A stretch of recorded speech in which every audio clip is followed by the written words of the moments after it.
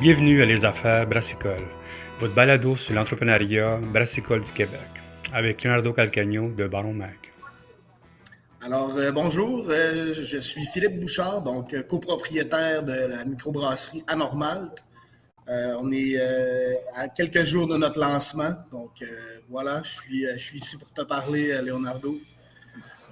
Bien, excellent. Vous situez où, votre brasserie?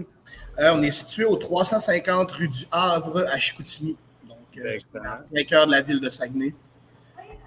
Avant de commencer l'entrevue, je dis à tout le monde, s'il y a un son weird que vous entendez, c'est parce que j'étais sur la route à l'Ontario, je me suis plugué dans une affaire qui s'appelle On Route. C'est une section à l'Ontario partout où on peut t'asseoir, manger, tout ça. Puis, bien sûr, on était sur la route, ça. On est comme live dans une place où il y a un Tim Hortons, un New York Fries, un AW puis des toilettes. Comment ça? Puis on est au bien, puis il se fait chaud. On est bien content. Écoute, Philippe, number one, félicitations, parce que je sais que tu as travaillé beaucoup très fort. On se parle depuis 1 an et demi avec toi et moi. Comme, au début, tu as commencé à lancer le projet. Tu es quelqu'un d'assez connu quand même dans ton coin, à Chicoutimi, que tu as travaillé avec des belles brasseries avant. Tu as beaucoup d'expérience.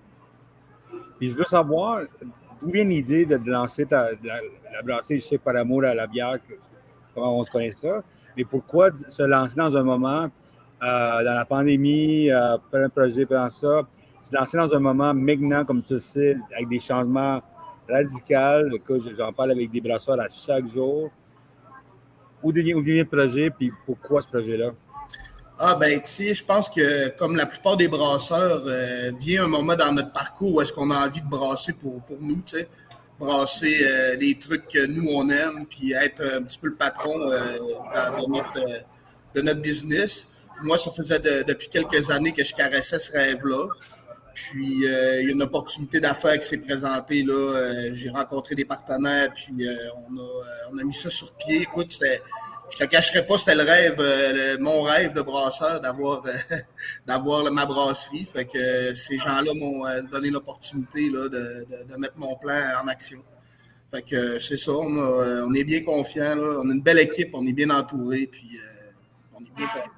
Oh, mais c'est quoi l'idée? Toi, parce que je sais que tu viens d'une brasserie qui était vraiment bonne déjà. Pourquoi se lancer en business quand tu sais qu'il y avait tout ça qui se passe? Puis en plus, quelle sorte de brasserie que tu vas être différent que tu travaillais avant?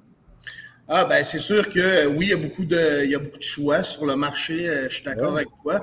Mais tu sais, comme je te dis, c'était vraiment dans l'optique de faire les choses à ma manière, de pouvoir justement être le maître de la Mettre destinée. le brasseur chez vous.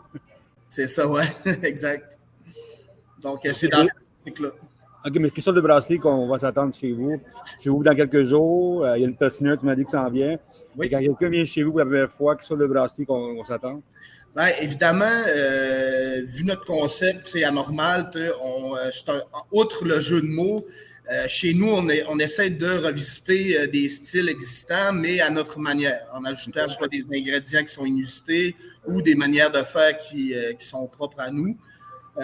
Pour l'ouverture, on va avoir une Pilsner Czech, comme ça. Nice. J'adore le côté comme ça. Ouais. Ça fait penser beaucoup à des brasseries danoises, ça. Oui, hein? Ouais. Ensuite, on va avoir une IPA sûre. Nice. Puis, on a une gauze à la rhubarbe et à la fleur d'hibiscus. C'est tellement beau, hein? Donc, c'est ça. C'est sûr que, tu sais, on fait pas dans les bières de base, comme on peut dire. Chez nous, vous n'aurez pas de blanche, vous n'aurez pas de rousse, vous n'aurez pas de bière, là, comme on trouve dans un brewpub, souvent. Okay. Ça va être des bières qui sont un petit peu plus élaborées ou, tu sais, vous pouvez voir derrière moi, on a un foudre. Mais c'est vraiment beau, vous avez fait, non? Donc, ça aussi, on va faire des bières vieillies en foudre qu'on va vendre en bouteille de 750 ml.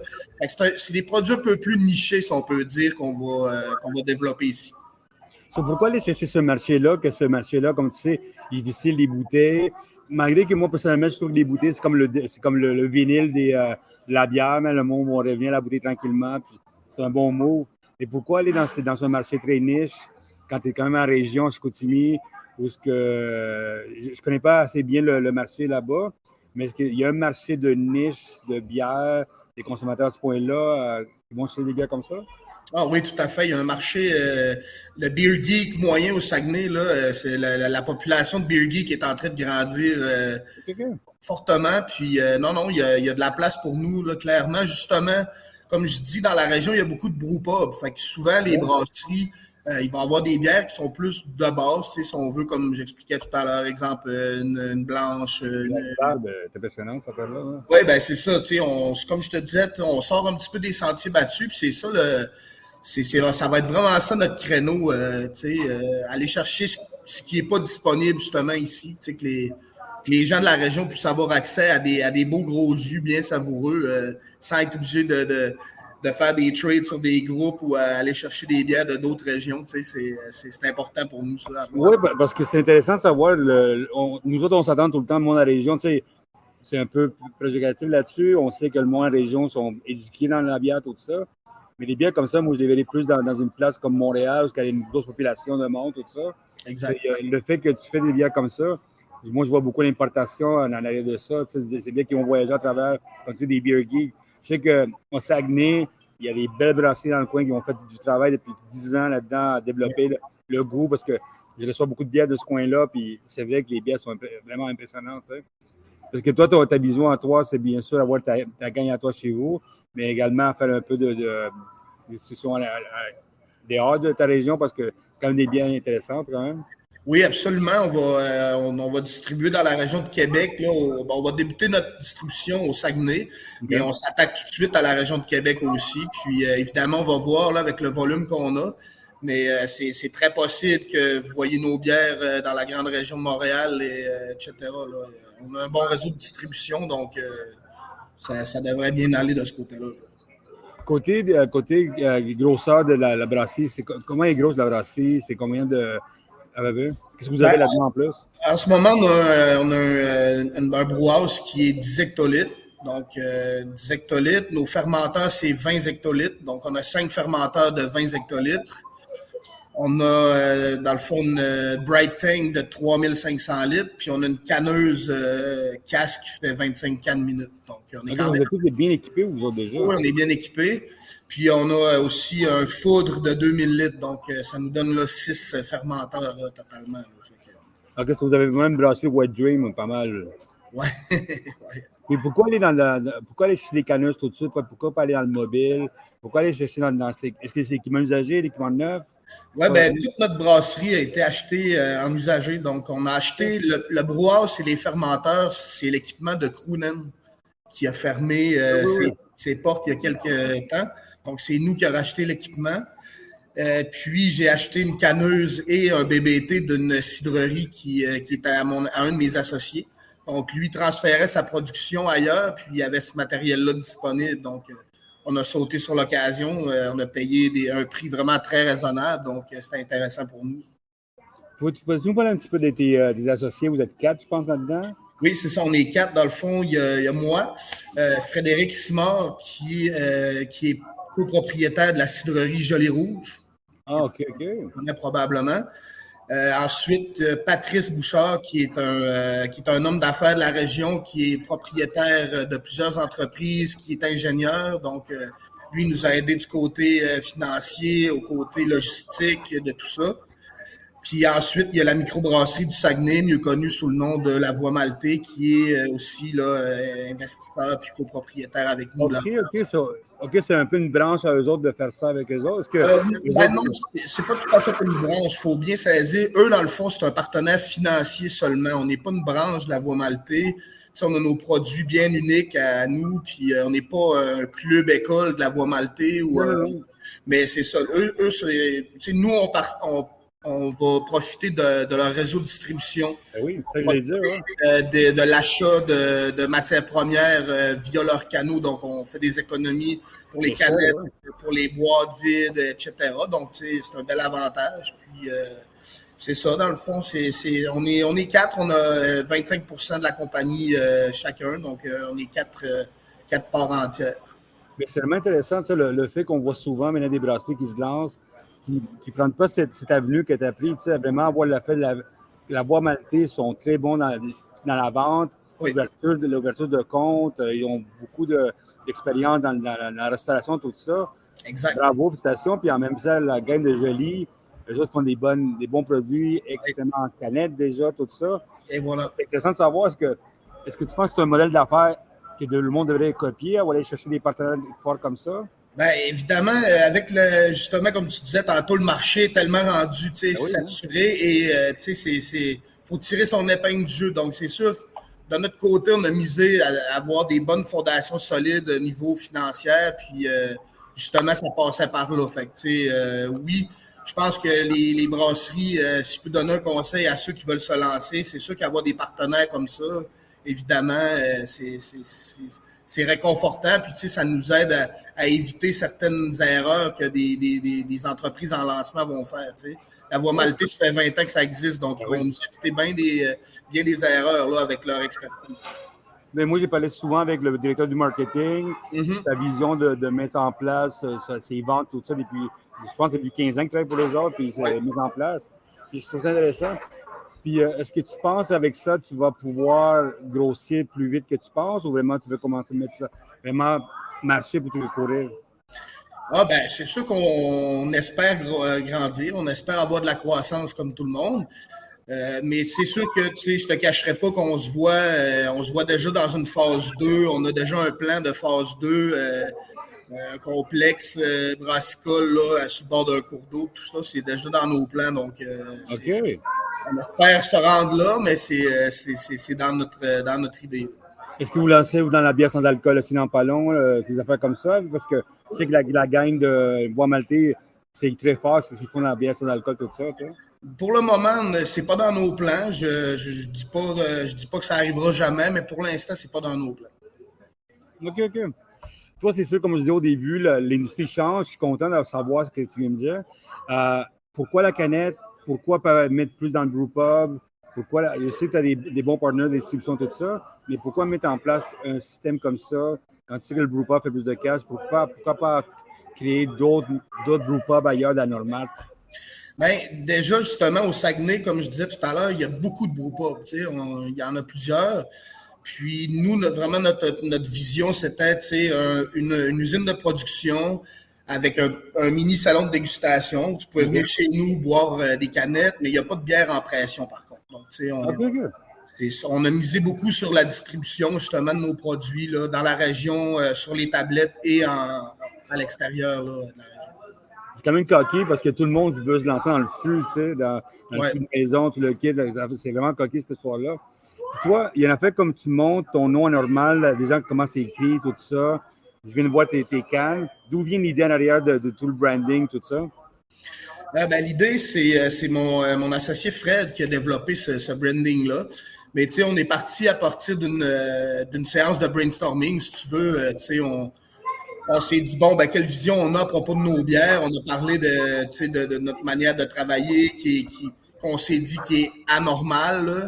Donc, le jeu de mots était prêt pour ça. Mais c'est ce qu'on aime penser, puis c'est ce qu'on aime se dire que notre manière de faire est différente. Donc, on se voit anormal. Anormal, c'est aussi l'inclusion de tous les genres, de tous les styles. Donc, c'est ça. Ça fait partie. On essaie d'être marginal tout en étant original. Et le design, vient d'où le design? Le design, c'est encore mon collègue Fred et sa conjointe qui. C'est d'ailleurs elle qui a fait aussi le design pour Joli Rouge. Donc, ça vient du même endroit, le design. C'est vraiment très stoner rock, un peu le design. Oui, c'est ça. C'est avec les petits peu. Ouais, un petit peu old school, si on veut. Puis notre boutique aussi elle est vraiment très belle. Là. On a un beau comptoir en époxy transparent, puis c'est avec des belles boiseries. Puis c'est très. Le concept est vraiment le fun. Puis je pense qu'on va aller. Ça peut nous amener à des beaux endroits, là, ce concept-là. Moi, je vois déjà des belles collaborations avec du monde déjà, la façon dont vous travaillez déjà. Je sais qu'il y a du monde que je connais qui aime ça, les petits filles, comment se compter, des affaires comme ça, je vois déjà. Avec vous autres. Est-ce que vous allez utiliser beaucoup des produits locaux ou vous êtes dans la voie comme ça, d'aller chercher du monde, aller chercher des petits produits un peu, même chez vous, de la bouffe, tout ça, comment ça va être? Oui, absolument. Notre vision pour ça, évidemment, on essaie de s'approvisionner localement le plus possible. On prévoit faire des bières avec des fruits et tout ça. Donc, c'est sûr que on va s'approvisionner le plus possible localement. C'est déjà le grain qui est la drèche, dans le fond, notre résidu de brassage, on le donne à un agriculteur qui nourrit des veaux avec ça. Donc, c'est. Puis d'ailleurs, les sacs de grains, on les réutilise. Il y a une employée chez nous qui fait des sacs réutilisables avec nos poches de grains pour la. Donc, on essaie d'encourager l'économie circulaire le plus possible, dans la mesure du possible, évidemment. Puis, on a d'ailleurs une collaboration, je ne sais pas si je peux en parler, mais je vais vous en parler. On a une collaboration qui est en route avec un restaurant là, ici à Chicoutimi. Puis, on va dans le fond, leur fournir de la drèche. Eux vont faire de la farine avec, puis ils vont transformer ça en pâtes, des pâtes alimentaires. Donc, c'est ça, on essaie le plus possible d'être éco-responsable puis d'être local, bien évidemment. Là, c'est bien important pour nous. Moi, j'allais demander ça, si vous avez fait des biscuits avec ça, comme à Montréal, il y a du monde qui ont des biscuits, tout ça. Tu sais qu'il y a une gang qui font de la pâte à pizza. Oui. Qui font beaucoup de pizza avec beaucoup de drèche, tout ça. Tu sais. Je connais même quelqu'un qui fait des meubles avec ça. Oui, c'est intéressant. Ça a une belle deuxième valeur, honnêtement. On est chanceux, nous, parce que je connais des brasseries, exemple, à Québec, que ces gens-là doivent payer pour faire ramasser leur drèche. Nous, on la donne puis elle est revalorisée. Donc, moi, je trouve ça merveilleux, honnêtement. Ben, c'est la beauté en région. Tu as du monde dans le coin pour faire des affaires comme ça. Exact. Est-ce que tu vois, toi, tu sais, bien sûr, comme je disais au début, il y a beaucoup de changements dans l'industrie. Il y a beaucoup de monde qui ferment. Il y a du monde qui vont se faire acheter, tu sais. Toi, ça fait longtemps que tu es dans l'industrie, qu'on se connaît depuis un bout de temps. Qu'est-ce que tu vois, toi, venir de loin? Tu sais, déjà, tu as fait un bon move que je trouve que il y a un white paper qui s'en vient avec ça. Je pense que c'est intéressant. Mais toi, qu'est-ce que tu vois déjà à long terme? Parce que, comme je dis, c'est coquille de ne pas vendre du fût chez vous. Tu vas t'en connaître tout le kit. Les bouteilles, pour moi, c'est le vinyle des CD, tu sais, dans le temps. C'est quoi tu vois, toi, en long terme? Tu sais, parce que tu as quand même réfléchi depuis 10 ans ton projet, de faire comme ça. Qu'est-ce que tu vois à long terme, ça, toi? Ben, écoute, je pense qu'on voit déjà qu'il est en train de s'opérer un nettoyage du milieu. Je pense que c'est entamé. Honnêtement, c'est sûr que les brasseries va falloir que les brasseries jouent du coude sur les tablettes. C'est vraiment là que ça va se jouer. C'est la guerre des tablettes en ce moment.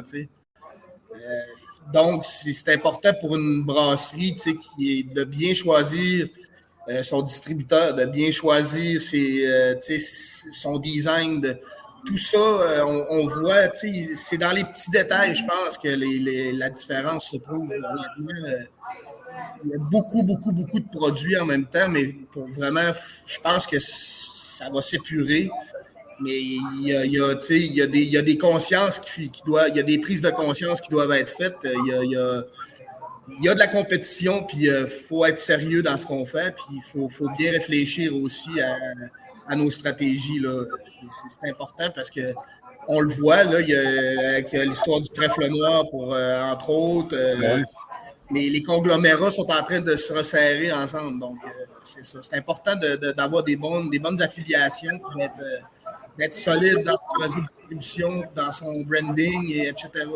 Mais je crois que c'est bien, vous avez fait déjà le lien que vous avez fait avec toutes ces affaires-là. Mais toi, avec les bouteilles, où tu vois avec les bouteilles, toi, où tu vas le vendre? C'est uniquement chez vous, ailleurs, parce qu'il y a du monde qui veut se lancer encore en bouteille. Ben, nous, là, les bouteilles, ça va être des bouteilles de 750 millilitres parce que ça va être des bières barriquées. Donc, c'est sûr que, on va faire environ peut-être 2 à 3 releases de ça par année. Donc, c'est des quantités limitées. C'est sûr qu'on va privilégier notre boutique. Il y a quelques endroits qui vont en avoir aussi. On a passé à, entre autres, les Peluso, la Duchesse d'Aiguillon à Québec. Il y a certains endroits stratégiques, mais c'est sûr qu'on va privilégier notre boutique pour ces bières-là. Question de faire venir les gens parce que, après tout, c'est ça le but, de faire venir les gens ici pour acheter de la bière. C'est quoi le price point que vous avez des bières? Parce que à cause des prix qui montent, tout ça, quand tu as commencé ton projet, c'est sûr que les prix étaient différents. Oui. C'est quoi ton price point dans des sacs canettes qui s'en viennent chez vous? Au niveau de la Pilsner, on va parler de 4,99. C'est bon, ça. Puis, pour ce qui est des autres bières que je t'ai montré tout à l'heure, ça va être 5,29 probablement. Donc, ça, c'est chez vous, ça? Ça va être partout partout en dépanneur spécialisé. Ça va être le prix suggéré du moins qu'on. OK. donné, ouais. Puis vous autres, c'est ça, comment ça a été l'avenue quand vous, c'est sûr, quand vous avez dit que vous avez ouvert une brasserie, il y a plein de curieux qui sont allés, c'est sûr, ça apporte. À tout le monde que je parle, ils frappent tout le temps au monde. Mais comment ça a été l'introduction des nouveaux produits chez les dépanneurs, les détaillants? Parce que comme tu dis, les détaillants, il y a trop de bières déjà.